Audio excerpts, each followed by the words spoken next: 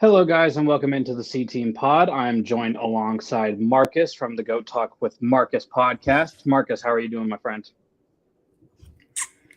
I'm fine. I don't think my computer's fine though. I think I've jumped back into some lag, which is lovely. It hasn't been a great day. I don't know what's going on. I don't know.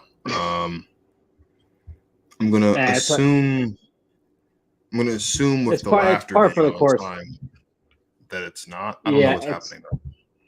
I don't know. oh, it's a little bit behind, but it's fine. We're going to be talking about a poverty franchise here anyway in the New York Jets. I know you were just absolutely excited and can't wait to get into them. We're doing our power rankings, and we have the Jets coming in at 24th. Which means for any Seattle fans below the Seahawks, one slot below the Seahawks, Dallas and I will be on talking about the Seahawks later tonight. I think in about an hour and a half, we're going to be on doing our show for it. But yeah, the Jets right now, we have them ranking 24th. Here's what we have coming up later today. We're going to talk about right now why the Jets were 14-3 last year, kind of what happened, some analysis of a very good free agency and draft class for him. We're going to talk about Zach Wilson's recent injury, which is going to keep him out to start the season. And then, a Jets record prediction for from Marcus here. And Marcus, we'll start with you. Why were the Jets 4-13 last year? Why were they such a dumpster fire that wound up having, what was it, the third pick in the draft this year? Because the Jets suck. I don't have a politically correct answer for you. The Jets stink.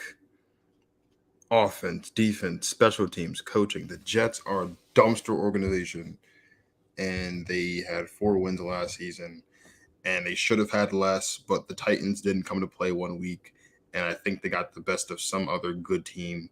Um, but yeah, because they stink.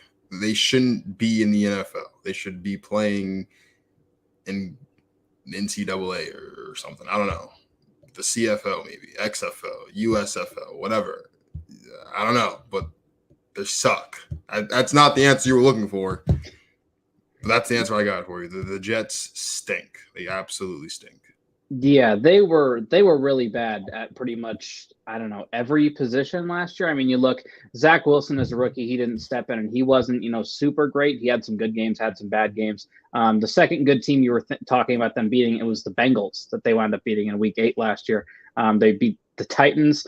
So the one seed out of the AFC, they beat them in overtime. And then they beat the team who wound up representing the AFC. And the Bengals, they wound up getting 2 wins against the Jaguars, which isn't very impressive, as well as the Houston Texans, which isn't very impressive as well. But their skill positions were really, really bad when you look at it, right? I mean, I think just, running back wise, they had, Michael Carter and Tevin Coleman, that combination, they just barely, or actually not even, they didn't even get to 1,000 yards combined as a tandem. You look and, Zach Wilson, he missed a bunch of games last year. I think he missed 6. So they had starts from Mike White, Joe Flacco. I believe it was what's his name? Josh Johnson, who's just been all over the NFL. I can't remember what team he was lighting up on the preseason, earlier this week. But then you look at down the not down the stretch, but you go down their depth chart at wide receiver. Elijah Moore got you just above 500 yards. Corey Davis just below. Keelan Cole, he got you around 450 yards. Same with Jamison Crowder and Braxton Berrios. They had a bunch of nobodies on their team, and that's what you see, especially with all of these teams that are ranked very low. Unless you're looking like at like Seattle, who had an injury to their quarterback, although I didn't really like their teams a whole lot anyway. They're talent deprived, or they were talent deprived. Obviously, we're going to get into in just a little bit all the additions that they made via free agency in the draft, but they sucked. I think Marcus, you summed it up pretty dang well. They sucked. They weren't. I don't think they had a single position talking offensively that was even league average, right? I mean, I think you look, they're now going to have to deal with Mekhi Becton being out for the entirety of the year, and he was okay-ish last year. He wasn't. I don't think he was exactly what they were looking for, but they just, as a team, were not very good when you look, versus the rest of the league. They were averaging on offense. They were averaging 18 points a game. They were giving up almost 30 points a game. They had 36 total touchdowns the entire season.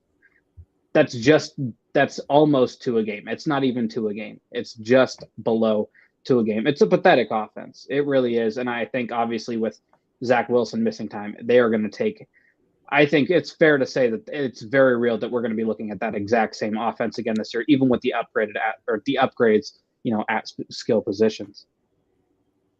Nothing to add because the Jets suck. They I wish I could be more productive in the first 5.5 minutes of the show, but I can't because the Jets stink. they're not. And there's nothing else to say other than the Jets stink. They do. But let's try to talk, nice about them now. We're going to talk about some of their free agency decisions. Their worst loss was Marcus May, which I still don't exactly understand. But other than that, they kind of raked in free agency. Obviously, they gave Laken Tomlinson a guard. They gave him around 13 and a half a year. DJ Reed, they signed over from Seattle. They gave him 11 a year. At cornerback, I think that he's listed on Spotrac as a safety, but he's a cornerback. They sign CJ Uzoma from the AFC champion Bengals. They bring in a bunch of other guys like, Quan Alexander, Greg Zuerlein, Solomon Thomas. Even they bring in Jordan Whitehead to replace who they paid more, I believe, on the annual value or just below what Marcus May got. They bring him over from Tampa Bay. What did you make of the Jets' free agency decisions in terms of letting Marcus May go, but even coming out there and letting guys who weren't productive like Jamison Crowder? I mean, he signed a semi big deal a couple of years ago to come to the Jets. What do you make of their free agency decisions? It's a bunch of ado for nothing. This team is still going to suck. I wish I could be more productive, right? Like I wish I could sit here and tell you that things are going to be okay and everything's. It's not. The Jets stink. They're not going anywhere. They spend all this money for nothing. They don't have an offensive line. They don't have a defensive line. They don't have a running back room. They don't have they kind of have a secondary now, so I guess they've got that going for them. They don't really have a linebacking core. The wide receiver room is getting better, but it's not that great. There's still questions about the coaching. Like, this team stinks. They're going to win 4 games again this season, even if Zach Wilson plays. I really wish I could be much more productive than just say words like stink. I'm 19 years old and I have a college degree, and I'm on your show talking with words like stink. I'm not even using. I can't even use the big words in my vocabulary because the Jets don't deserve the big words in my vocabulary. That's how bad this team is. It's cool, I guess, right? I mean, it's low hanging fruit. You're not going to get anybody attractive to come to the New York Jets and stink up the joint, right? So there's that. So I guess for considering where they are in the league on the grand scheme of things and considering what they were able to do, I guess you can say that it was a good free agency, but it's a bunch of ado for nothing. You go from winning 4 games to 5, and you're still picking in the top 10, top 5. I don't. They're going to stink some more. I really, really wish I could be more productive than just. I've said stink like 10 times now already, and we haven't even been on for 10 minutes. I really wish I could be more productive, but yeah, I mean, I think that the Jets are just very difficult to talk about in terms of a lot of their roster is a bunch of what ifs, right? Like they would need Zach Wilson to take a Joe Burrow-like step in year 2 for the Jets to really be, I think, competitive, right? Because obviously they're not going to win that division, right? I think that that's very safe to say with Buffalo probably. First of all, forget winning the division. They're not going to finish. They're going to be dead last in the division again for the 5th, 10th, 1000th straight season. They're going to be. This team stinks. This team and especially you look at how crowded the AFC is, right? You look at how difficult their schedule is going to be. Obviously, they're going to have to play. This year, they play the AFC North, and that's their first 4 games. They're getting lucky with the draw in terms of Cleveland in week 2, because obviously Deshaun Watson's suspension just got handed down today.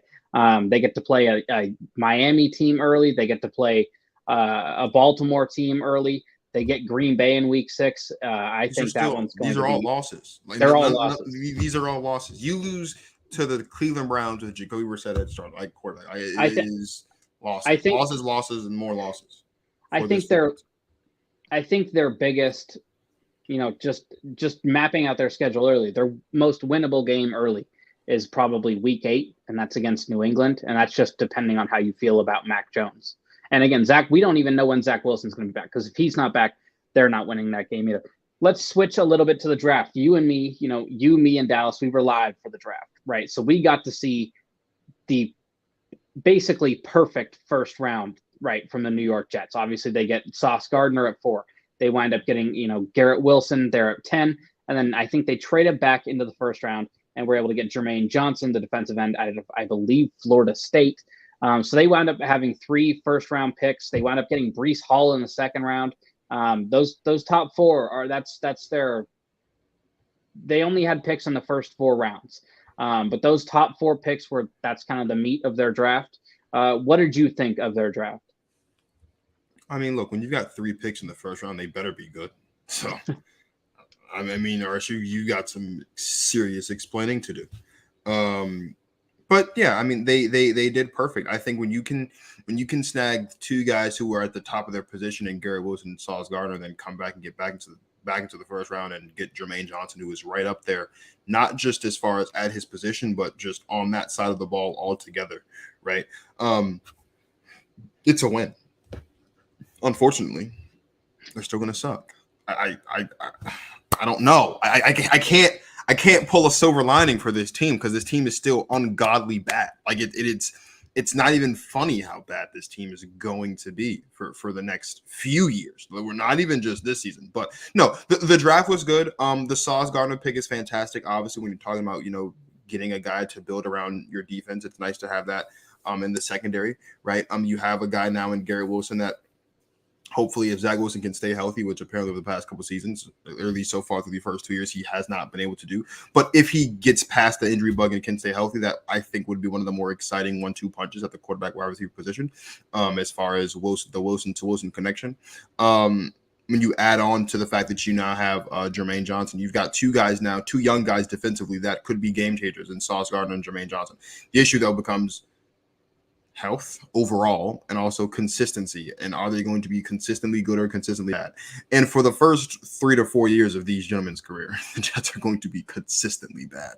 It's going to take some time. It's going to take a lot of growing pains because there's holes everywhere, right? And that's the unfortunate reality. So while it's nice to see that the Jets are making good picks with what they have and then bringing in good talented players, right, in the first round, which is not something that a lot of teams can say.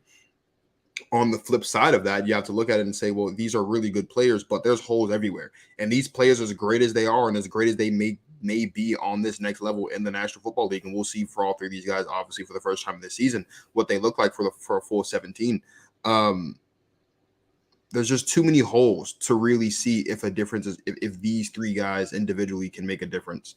And then collectively more so for Gardner and Johnson because they both play on the defensive side of the ball. But 3 talented individuals that are drafted by a dumpster organization. I mean, I don't really know. It's going to be tough. It's going to be tough. Yeah, I think they got 3 premier players, and obviously, I think you and me were as shocked as anyone else with the Texans taking Derek Stingley at 3 over Sauce Gardner, who wound up going 4. And the Jets were just absolutely elated for him to be able to fall to 4. Because I think if he didn't, I honestly think they probably would have went Garrett Wilson at 4. I think I think they would have got him, and then they probably could have got Stingley at 10. In my honest opinion. But you look, and we didn't necessarily prep for this, but we talk about this team stinking. Robert Saleh, he got hired last year. I think this year may be a little too soon to, put him directly on the hot seat. But again, you've talked about it the entire time. The Jets stink. They're not a well-run organization. Do you think Robert Saleh, in their eyes, will be on the hot seat after this season, which you've already said you don't think is going to go well? I really hate coaches that coach bad football teams. Because it's like, will Robert Saleh be on the hot seat? I don't know. Would I be surprised if Robert Saleh gets fired after this season? No. And it's not because I don't think he's a good coach. It's just because the Jets have always been an extremely impatient organization, which doesn't make sense because they don't make a lot of good decisions as far as personnel is concerned, but yet they expect their coaches to just move mountains and just make magical things happen. Listen, Joe Namath's not walking through the door anytime soon, right? And neither is, he's really the only really good Jets player to ever play for the Jets. So that's unfortunate. But like, there is no talent just going to burst through the Jets door and just like, and the fans of all the following teams should go knock on some wood square. But like, unless Josh Allen gets hurt and Justin Herbert gets hurt and Pat Mahomes gets hurt and Sean Watson. Well, Sean Watson's already gone, but like Lamar Jackson gets hurt and Joe Burrow gets hurt and all these other teams that are going to be in the playoff gets hurt, like star players get hurt, the Jets probably then would still be fighting for a wild card spot at that point just to make it to the playoffs in the AFC alone. Like Robert Saleh shouldn't be fired because this team is nowhere near good for you to really be able to judge what Robert's doing as a head coach, right? And if you are going to judge him based on what he's doing as a head coach, then you're really, really, really splitting hairs because you're not going to be judging it based off of success because no success is coming. Like, I don't care if Bill Belichick's the coach of this football team. This team's winning 4 games this season max. I don't care who you put on the sidelines. There's no talent on this football team. So from that perspective, are you going to be judging him based off of how Sauce and how Jermaine Johnson progress defensively throughout the course of the season? That's different. That's something I look at and say, okay, if the Jets believe that Robert Saleh is not, being beneficial in the growth and development through their first season of Ahmad Sauce Gardner and Jermaine Johnson, then that could be a fireable offense. But if you're going to fire Robert Saleh because at the end of this season, he'll have as many wins this season as you could possibly, as like every other team in his division will probably have in this season alone, that's not fair to him because the team stinks. Like there's nothing he can do. He can't play he can't play. He can only do what he can with what he has. He doesn't have much. So I think Robert Saleh being on the hot seat is going to depend on what the Jets expect as far as the development of Sauce Gardner and Jermaine Johnson. If they want Rob to be focused on that, and they feel that as the season is going on that he is not doing the best that he can to make sure that they are developing into the all-pro level talents that the Jets may believe, and I even believe that Sauce Gardner and Jermaine Johnson can be at their best and getting them on the road to that, that's one thing. But if they're going to fire Robert Saleh because he doesn't win enough games, then just fire him now because he's not going to win enough games. and if you're going to fire a coach for winning 4 games with this team, then you need to reassess your expectations for your next head coach because newsflash, your next head coach isn't going to win more than 4 games with this team if you're not going to invest all the way around in what you have all the way. Could this be an exciting team? Sure, because it's young. Most young teams are exciting. That's not just for football. That's for all sports, right? Young basketball teams are exciting. Young soccer teams are exciting. Young baseball teams are exciting, right? Excitement is excitement. That comes with youthful exuberance and just going out there and having fun, right? This team isn't going to be successful, though. This team won't be vying for a playoff spot. This team definitely won't be competing for a championship anytime soon. So the long answer to your question is will he be? It really just depends on what the Jets expect. He shouldn't be. And if he's fired, that's absurd. Because if they're expecting some greatness from the coaching, then they need to call the good Lord himself because that's the only guy that can do it. And nothing's impossible for that guy, but making the Jets great this season might just be impossible for the good Lord himself. I don't know. Yeah, you put it perfectly. It's very hard and borderline impossible to judge or to talk about a coach of a losing, football team, of a team that's going to suck. Because you're going to have to look at the development of the players. But I mean, I think you look at teams like the Texans. I was shocked that they won whatever it was, 4 games last year, right? Yeah. Like, and their team, and they were in plenty of games last year, right? If you look at the Texans, who I think we have ranked, I think we have them ranked 30. I think we have them dead last at 32nd. But they were in a lot of games last year, a lot of games that they shouldn't have been, right? I mean, I think they lost by 1 score to New England. They lost by 1 score to Miami, 1 score to the Jets. That's not exactly a super big accomplishment. Lost by 1 score to the Titans, right? They were in a lot of games. They only lost by 10 to the Cleveland Browns. So you're going to have to judge Robert Saleh. You have to, off of the player development from obviously when Zach Wilson comes back, although that's not necessarily his wheelhouse. That's going to be more of, I believe it's going to be Matt LaFleur's brother, Mike LaFleur, who's the offensive coordinator for the Jets. I think it's going to be, because I think they came over there together. So I think if one's gone, you're probably looking at, both being gone. But I hope they don't do it at the end of the season because, again, they're probably not going to win many games, which is why we have them ranked at 23. Zach Wilson, we talked about it a little bit earlier with him getting injured. I believe he had some sort of tear in his knee. I don't remember exactly what it was, whether it was going to be if whether it was ACL or meniscus, he underwent an arthroscopic knee surgery on Tuesday, and they've kind of said that once he's 100% healthy, he's going to play. But obviously, having Joe Flacco starting games for your football team does not necessarily bode well. So, how do you think Zach Wilson's injury is going to impact the Jets season?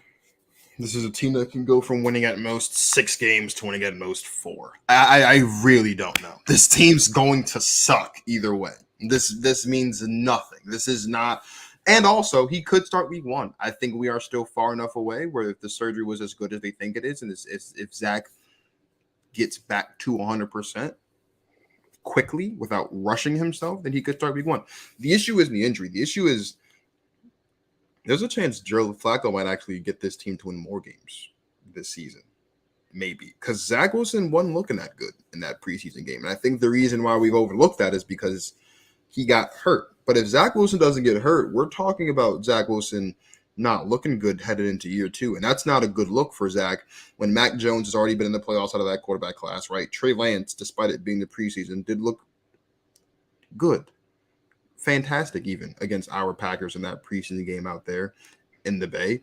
And Trevor Lawrence is looking like he will be better this season, and I think he will be, especially with an actual head coach and not some scumbag of a human being on the sidelines, coaching him and handling his development, right? Justin Fields is Justin Fields, but Justin Fields is also better than Zach Wilson. So, like, that doesn't really matter. So, Zach's not looking good right now, and I think the stock of Zach Wilson is absolutely dropping by the minute.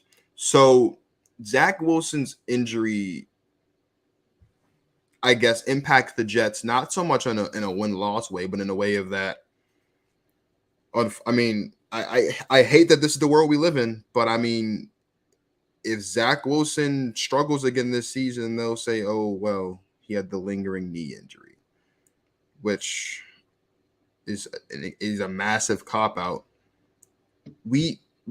Zach Wilson's time in New York is coming to an end before it even gets started. Let's just call a spade here. And it's not necessarily because Zach Wilson's a bad quarterback, because he's talented, but this is a bad team with a bad front office.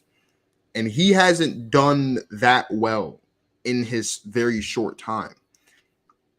Of the 5 guys under contract right now that came out last year, Zach Wilson might be the Baker Mayfield of this draft class, in the sense that when it comes time for everyone to get paid, we know Trevor Lawrence is going to get paid. Absolutely, he's getting paid because he's talented, right? If Trey Lance, does what he needs to do over the next few years, we know that Trey Lance will get paid. This is already Trey Lance's team, so unless he bombs, he'll get paid, right?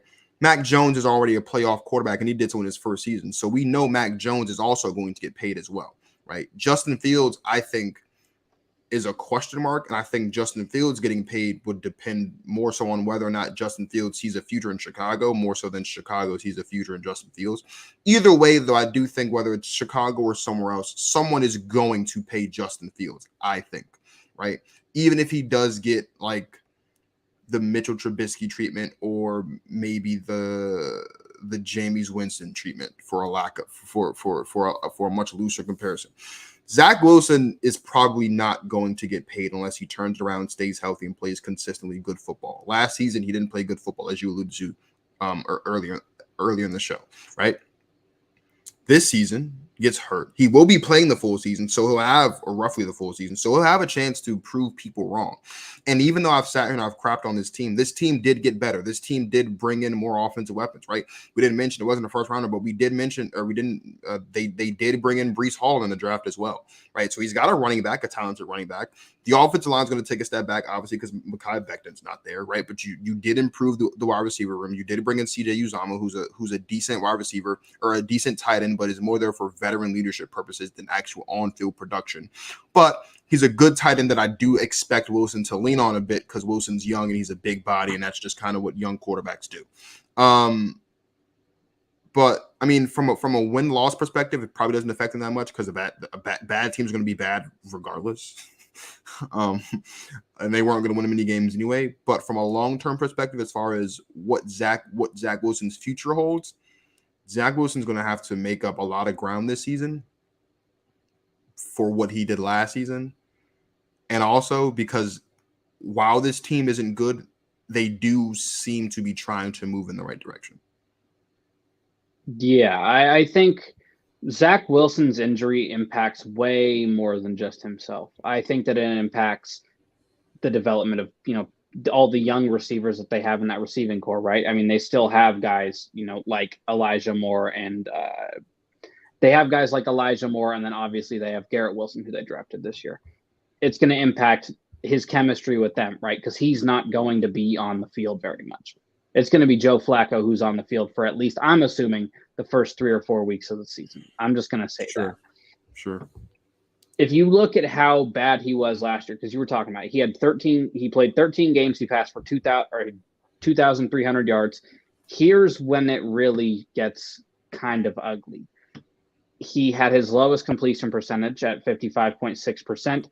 He didn't even have that bad of a year in college. Every year in college, he had 65.9, so basically 66. He had a 62% completion percentage, and then the year that got him drafted in 2020, he had a 73.5 completion percentage. Right, and all of his yards per attempt, they were all above 7.5. He had 11 in his final year. What you saw from him last year, he was averaging 6.1 yards per attempt. His longest pass was 54 yards. He threw 9 touchdowns in 13 games and threw 11 interceptions. And here's the biggest part of it. Let's just say hypothetically he was healthy this year. He got sacked in 13 games. He got sacked 44 times. He's getting sacked at least 3 times a game. And do we think that's going to get better with Mekhi Becton being out for the entire season? No, it's not. He lost 370 yards on sacks last year.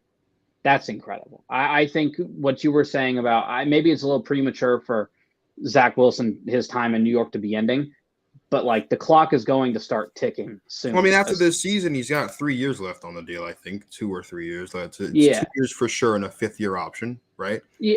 He's not playing good ball right now. And look, it's only 1 season, so maybe this is a bit of an overreaction. But if we're just comparing scenarios here, right? He could very well be the Baker Mayfield of the draft class, where drastically underperforms for where he was picked. It doesn't provide the return on his investment. And for Zach Wilson, it's going to be much harder for him because the Bills aren't going anywhere. The Patriots don't seem to be going anywhere. And the Dolphins seem to be headed in the right direction. With Baker, when Baker got drafted, really the only good team in the division was the Ravens, right? The Steelers were just consistently the Steelers because of Mike Tomlin. The Bengals weren't all of that, right? Now the Bengals are. It's a much tougher hill to climb. And no matter how incompetent the Jets division are, here's the thing, or the organization is. Like, the fact of the matter is, whether we're talking about the Bills or we're talking about the Texans, right? People do this. People get in the business of sports to win championships, right? No matter how long it takes, you want to win a championship, right? I'm not saying the Jets have championships on their mind right now. Maybe the goal in the next couple of years is to make a playoff game. Well, if the Dolphins are getting better and the Patriots are getting better and the Bills are getting better and they all have young quarterbacks that aren't going anywhere anytime soon, the road to the playoffs for New York in its own division is tough.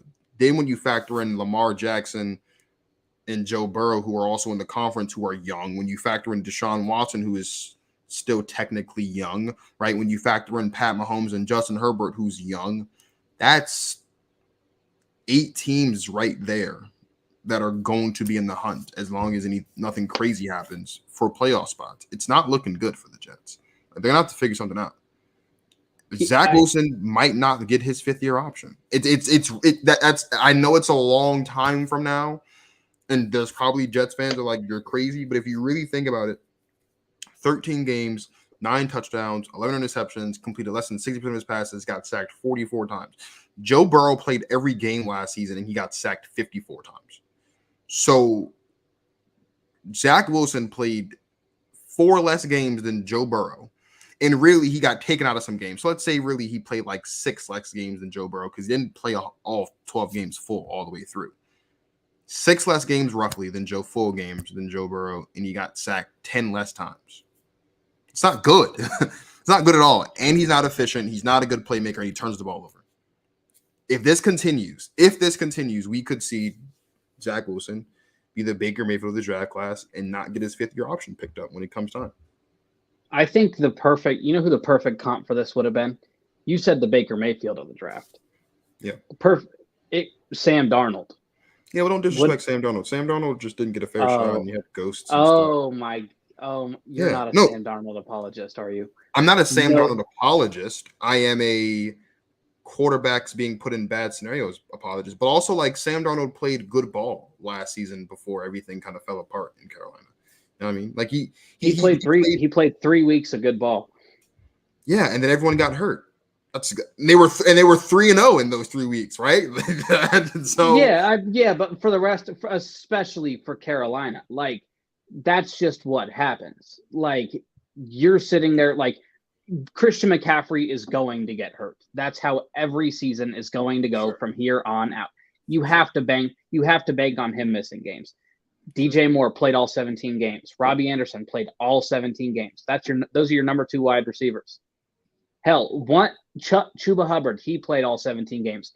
You got your 2 top wide receivers and basically a guy who was a fantastic fantasy back last year in Chuba Hubbard when Christian McCaffrey was out. You were missing, and you still somehow were. Sam Darnold was bad last year. 9 touchdowns to 13 picks. Sam Darnold without a run game and without an offensive line is not good. We all know this. That's not a shock.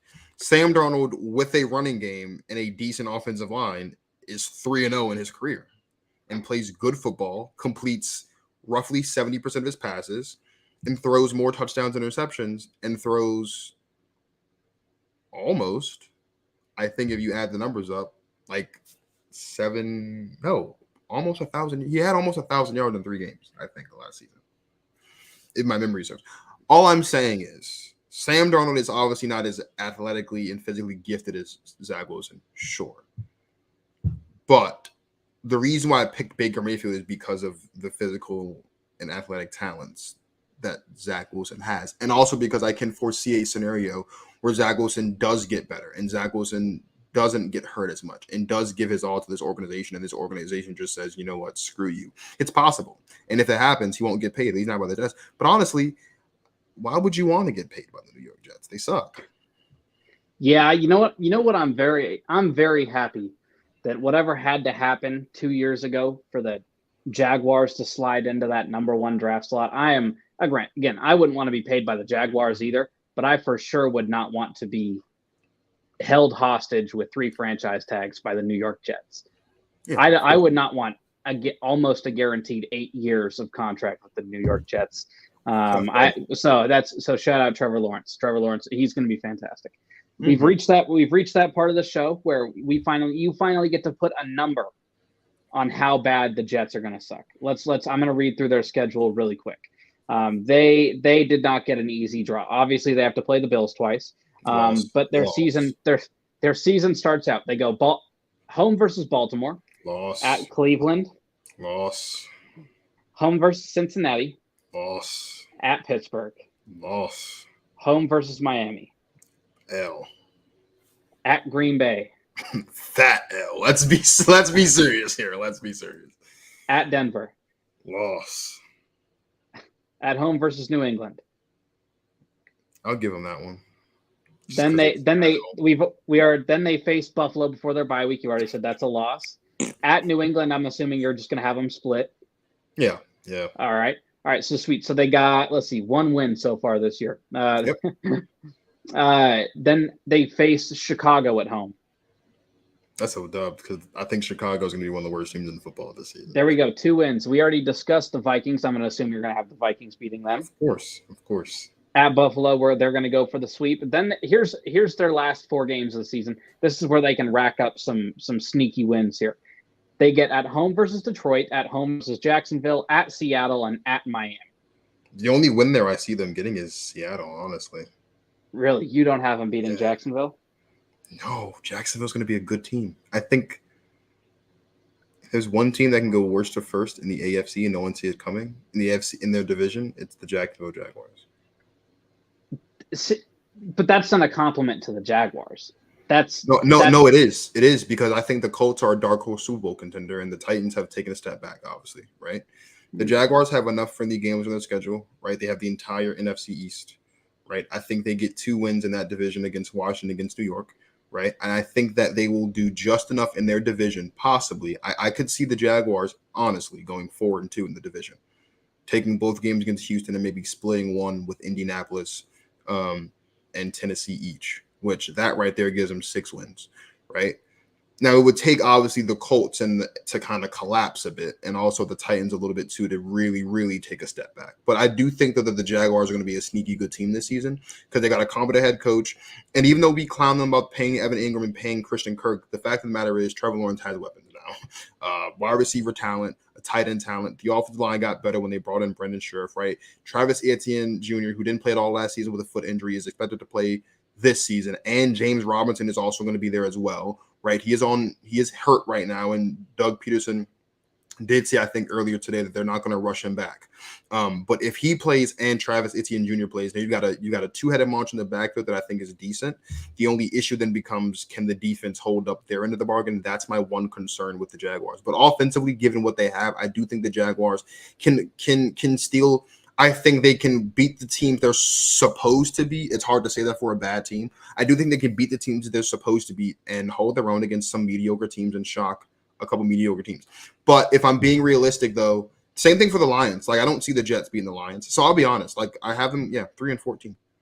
Yeah. 3-14. Wow. Let's be honest. I don't think they'll actually beat the Seahawks, right? I mean, but if Geno Smith is the quarterback, then like, who knows, right?